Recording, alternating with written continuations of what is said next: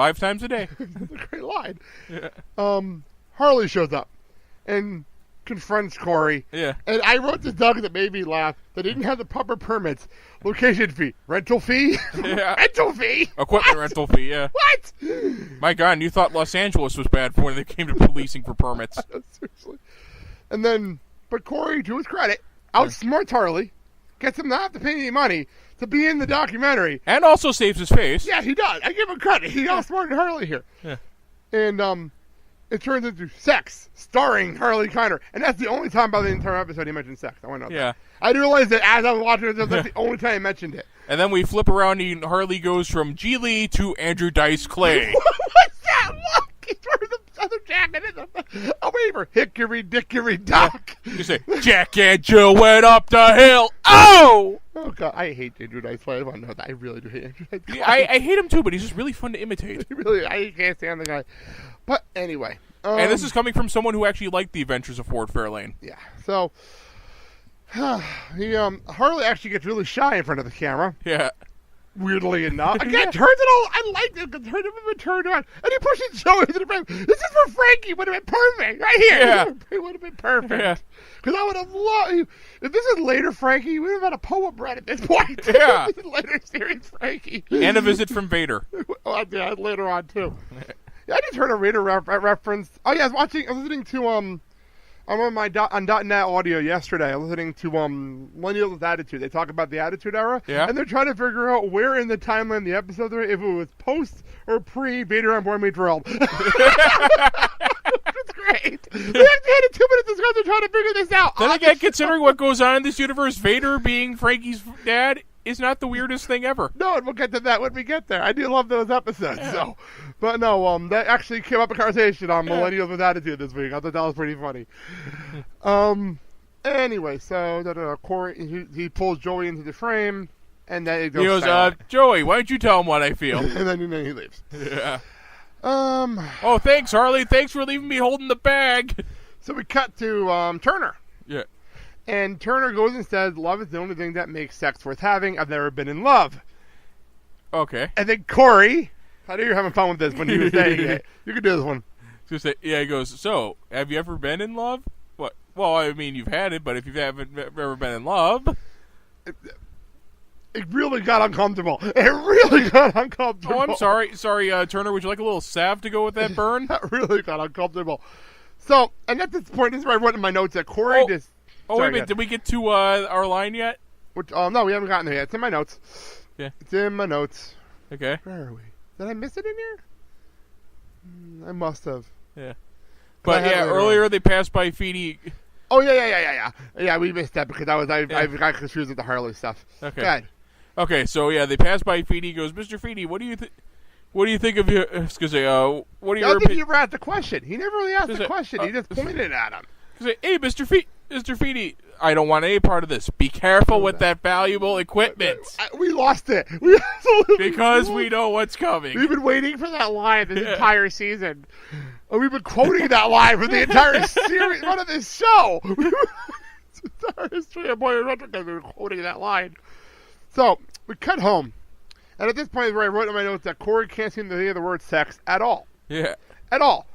Yeah. And there's a line in Agents of S.H.I.E.L.D. of all shows. Yeah. Where Coulson goes and tells Ward, if you're not comfortable saying the word, maybe you shouldn't be having it. Which is a very valid point. Yeah. Very, very valid point.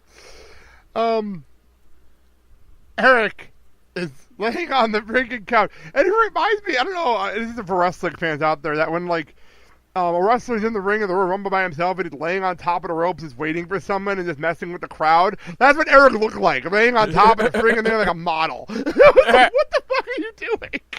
It's like he seems to have forgotten this is a documentary, not a dating video. Yes, because he's currently available and in favor of candlelight dinners and long walks on the beach. But does he like pina coladas and getting caught in the rain? No, but he is the boy for you. And 2 operators standing by as they're talking to Alan and Amy. Yeah. Well, he's getting tired of his lady. All right. They've been together too long. What? So we got to Alan and Amy, and they're talking to them. Yeah. And I love Alan's reaction. Like, what the heck are they teaching you? Yeah. which is really funny.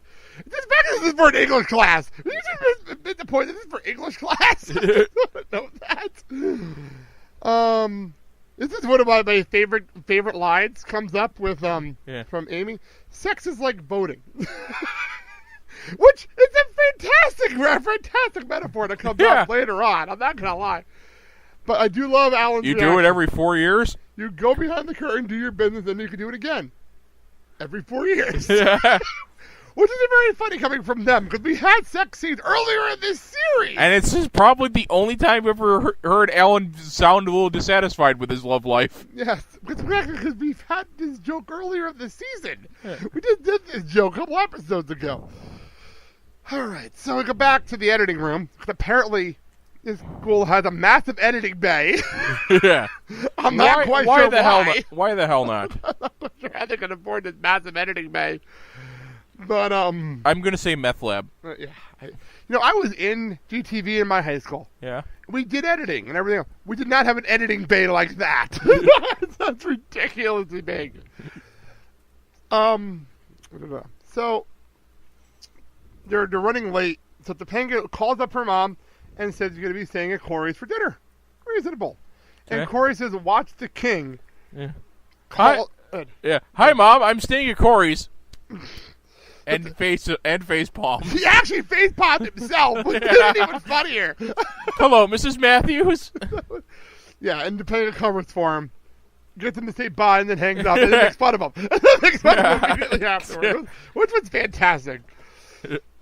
We did at this point, though, have Cory quickly, with one of the quickest edits in the history of mankind, and I'm an editor, editor of mankind, turning the Topanga sex anywhere, any timeline into a funnier joke. Yeah. So, what's your opinion about sex? Great anywhere, anytime. Did you get some? Deservedly so. I'm not gonna lie, he deserved that. Yeah, I would have said totally worth it. So we have another tape, and it's Janitor Bud. What the fuck is he doing here? Oh dear God, there it is. Janitor Bud here was setting up later. That's what this is. This is set up for later. But yeah, I'm sorry. Asking a Janitor Bud for advice on sex is like coming to me for advice on sex. Well, it's in the uniform. It's a turn-on, apparently. I'd like to know. We are both EVS / housekeepers at our job. Translation, we're janitors. No, we're not janitors. But anyway, our uniforms are big and baggy. Yeah. On purpose. Because we all have our church tucked in and all this kind of stuff for what we do. They're not a freaking turn-on. This reminds me of something the janitor in Scrubs would say. Yeah. The difference is, he actually had more personality, and it might actually be believable. It's actually believable in the Scrubs world. Here it's just weird. Yeah, Dr. Jan Etor. So the pager goes off, and he gets a VIC, vomiting cafeteria. What the hell? Oh, man, somebody must have puked big time. I'll get extra sawdust. And he sprints out of there. We cut back, and somehow, magically, during this, 1-minute video, Topanga's laying on the floor falling asleep. And Cory has somehow not noticed. It was a 1-minute video. How did she get down there so quickly? It's really strange. Magic. And she's knocking out. And, I was going to say, just 10 more minutes, I'll be fresh. And then Cory just keeps gurking. And we cut back to the house, and Alan's sitting on the couch, and Amy's getting worried. Yeah. And, Amy's like, I called Topanga's parents, and Alan's response was, maybe they're voting. Great line. Not something you'd want to say about... Great line, though. Great line. Oh, congratulations, Alan. You just ensured that you got sex for, another 8 years. That's a great line there. But then he did turn it back around to say, should I wake you when Cory gets home to exercise your right as an American? Okay, we're done with this joke now, people. We're done. We are done with this joke. Well, we cut back and Alan's sleeping on the couch, passed out. Wait. What do you know? Sex is like voting. If you get a dead person to do it for you, it's illegal. God damn it. Come on, you gotta admit, that was good. That was good. You gotta admit it. That was bad. That was terrible. Anyway, Alan falls asleep, and I love Amy's wakes him up. He's like, "Is Cory in his room?" Yes, he is. Well, he better be. I'll go check. Well, we cut, and Janitor Bud. Yeah. Look at Janitor Bud. Yeah. He's just, I think that was the whole point of the video, was to set up this scene. Yeah. And he goes, Mr. Feeny, good morning, Janitor Bud. And to which I'm just thinking, what, is his name actually Janitor Bud? First name Janitor, last name Bud? Maybe he's just courteous, because that's how Feeny is. Yeah. He wants to be known as Janitor Bud? Let him be known as Janitor Bud. Yeah. He's courteous like that. We never know Bud's full name, not going to lie. We never know Bud's last name. Janitor Bud comes and tells him to come see this. Yeah. Which could be taken in so many ways with this episode. It's going so far. Come see this. Oh, he found a squirrel caught in the copier. You never know. You know what? That probably. You know what's funny, Bernie? Feeny probably thinking he's something stupid like that. That's the best part. He probably is thinking he's something that dumb. No, it's Cory and Topanga on the sleep in the editing room. Yeah. And it's probably the most innocent thing there. The closest thing maybe is like arms crossing and stupid thing like that. Nothing even cuddling. Nothing major. This is the most innocent scene that jumps to conclusions in the history of mankind. Yeah. We'll get into that in a second. 5 more minutes, Mom. Yeah. Good morning, sunshine. Breakfast is on the table. You're having a big bowl of sugar frosted. You've got a lot of explaining to do. I love that line so much. It's fantastic. I do love the fact before he wakes him up that Janitor Bud wants to spill ammonia on their head. Yeah, he goes, I poked him with my mop, but nothing happened. You want me to spill some ammonia on their heads? He looks at him like, are you insane? He more than likely is. Yes.